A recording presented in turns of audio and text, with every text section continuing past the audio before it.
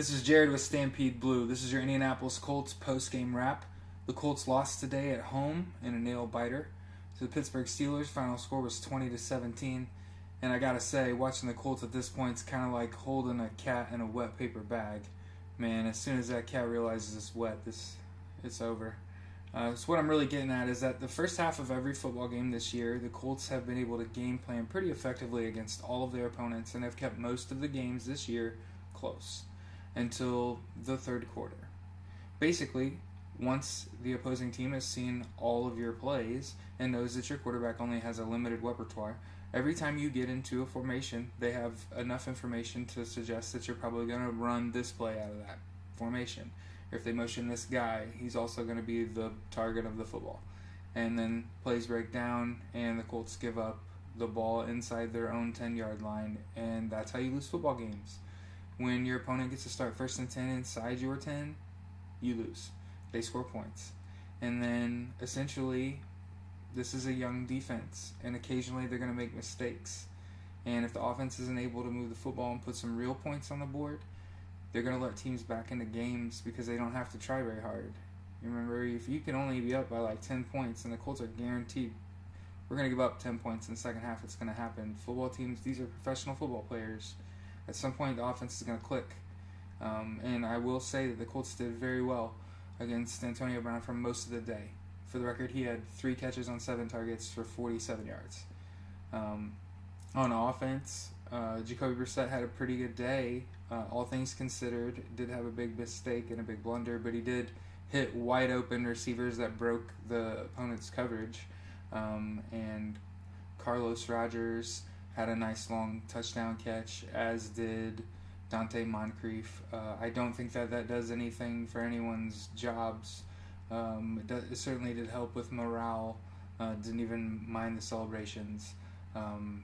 Saw some promising play, again, out of the core of a young defense we have here. Pierre Desir looked good today.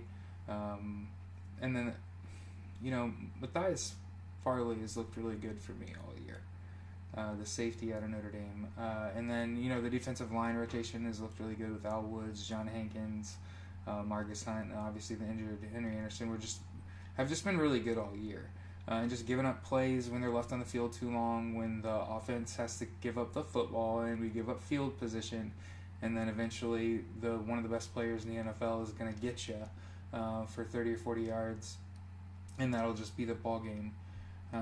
The Colts have a bye next week and then play Tennessee at home, so not this upcoming Sunday, but the one after that. And a lot of people are saying maybe this will cost people some jobs, and I don't know. I don't know if the Colts will do that mid-season or at season's end, but like I said, I don't think that this staff could coach its way out of an elevator. And I wonder after this year if any of these guys will have any meaningful employment in the NFL at all, unless there's like some kind of janitorial position available, or maybe like a towel boy spot opens up or something.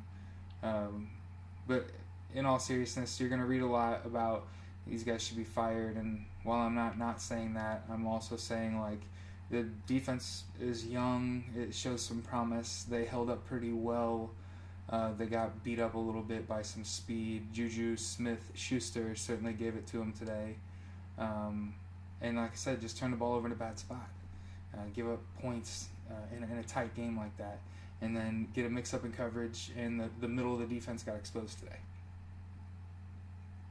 We need our safeties, our starting safeties like Clayton Gathers and Malik Hooker. We were soft in the middle. He gave up that long play to Antonio Brown there at the end. You give that play up because of a mix-up in coverage. That was mostly stout all day. So the Colts are at this point are 3-7. We go into the bye week. Hopefully rest up a little bit. I saw that Jacoby Brissett is in concussion protocol, and you kind of see how the Colts feel about Scott Tolzien playing quarterback, where Jacoby ran off the field into the locker room, and Scott Tolzien started warming up, and the moment he walked out into the huddle, Jacoby Brissett came sprinting down the tunnel back onto the field, gave him my helmet, and went in there and wouldn't even let Scott Tolzien take the huddle. So definitely hope that he's okay. He wasn't available to the media, so we didn't really get a good picture of that. And I don't like how that looks. For the record, Jacoby Brissett did come out and it looked like that defender went for his head, and he took a shot, and he left the game, and he came back in suddenly, and then after the game is in concussion protocol.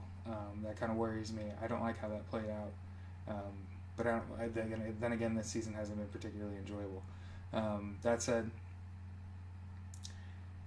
there didn't appear to be any major injuries. Some people played well today on both sides of the football, and it was generally a tight game. You just hate to lose one in the end. Hate getting a field goal kicked on you to lose. But this is kind of the way it goes. Going to get kind of out-coached in the middle and late part of football games. Anyway, this is Jared with Stampede Blue. This is your Indianapolis Colts post-game wrap.